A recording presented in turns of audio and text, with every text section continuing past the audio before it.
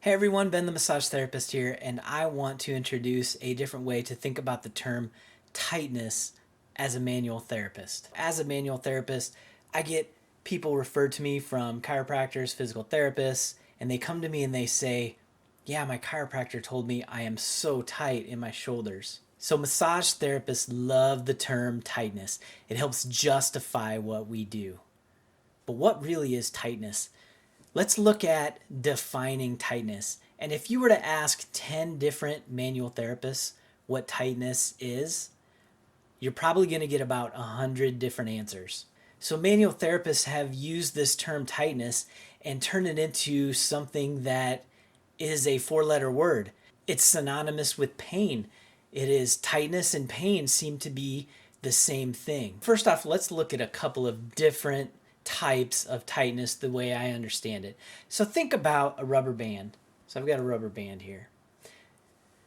You've got two different types of tightness in a rubber band. You've got the tightness where you stretch the rubber band so far that it's almost about to break.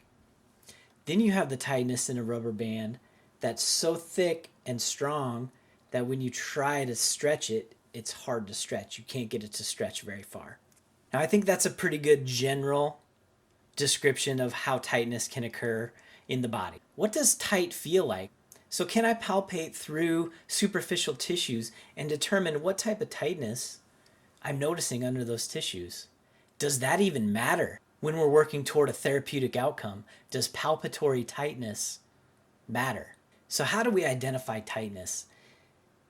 It seems that in the massage world, tightness is identified through palpation. Is that the best way to identify tightness? So there are some other ways to determine tightness, right? Range of motion and special orthopedic tests will help determine if there are certain tissues that are restricting range of motion, that type of thing. But like I said, the most common way for massage therapists to identify tightness is they call it tightness by way of feel. So what's going on here? We have someone telling us that they're tight in their shoulders, and as manual therapists, we can palpate there and feel a difference in tissue texture. But does that difference mean that there's an actual pathology underneath of those tissues? Or is it just simply a sensation that someone's picking up on that feels a little bit intense? So I want to share with you a definition of pain that I borrowed from Tom Myers. If you're not familiar with Tom Myers, he wrote the book Anatomy Trains. He's been a massage and bodywork educator for some time now. Here's how Tom Myers' definition of pain goes. Pain is an intense sensation followed by the motor intent to withdraw. So if there is no motor intent to withdraw, it's just an intense sensation. Now, how do we use this definition when we're working with clients and patients? It helps us to reframe in their mind what they're feeling when we're palpating sensitive tissues. Because in their mind, when we find those sensitive tissues and palpate them and start to work on them, and they use the word tight, that word can be synonymous with pain, painful. So they're getting this negative input of that's painful, and I have these chronic tight shoulders that are never going to get better. So how do we use this definition to change the thinking of our clients and patients? So is that really painful, or is it just an intense sensation? So really, we don't want to be creating a lot of pain when we're working with our clients and patients, right? But we do want them to be mindful of the sensations that we're creating in their body. So if they say that's tight, really they're thinking, oh, that might be a little bit painful. So we might say, is that an intense sensation that you're noticing there? Do we need to back off on the treatment that we're using? Do we need to use more pressure in the treatment that we're using? So it helps us break this cycle of, oh, I have chronic tightness in my neck and it's never going to get better. So according to my interpretation of some research done by Mark Bishop, who is a physical therapist researcher in Australia, he talks about how some of the biggest factors to influence whether someone's going to get better or not is the expectation that they're going to get better. So how do we implant expectations of a client or patient getting better?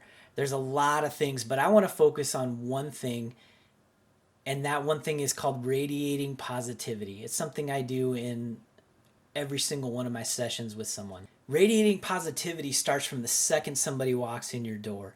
You let them know they're in the right place. You let them know that you are going to do everything in your power to help them as best possible, to get them out of that pain. I often refer to a character in Winnie the Pooh, Eeyore, who's always down and says, "Oh, woe is me." So if we can give these people a glimmer of hope that things are going to get better and they're not locked in a prison sentence of chronic pain, that hope can be enough to change their expectations of whether or not someone's going to get better or not.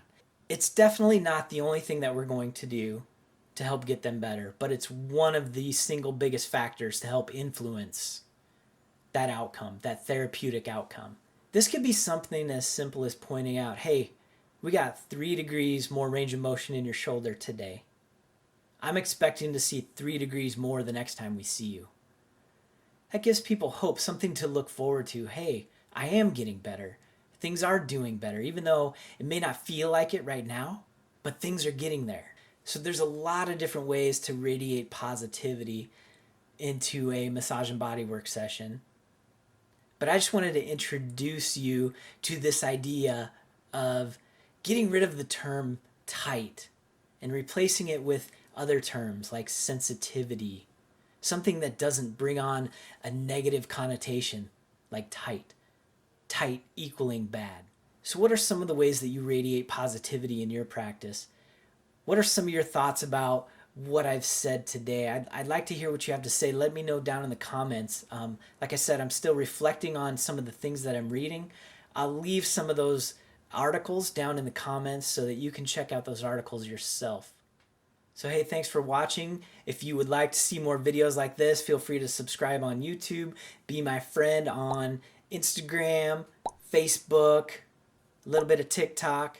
So hey, thanks for watching and feel free to connect with me anytime.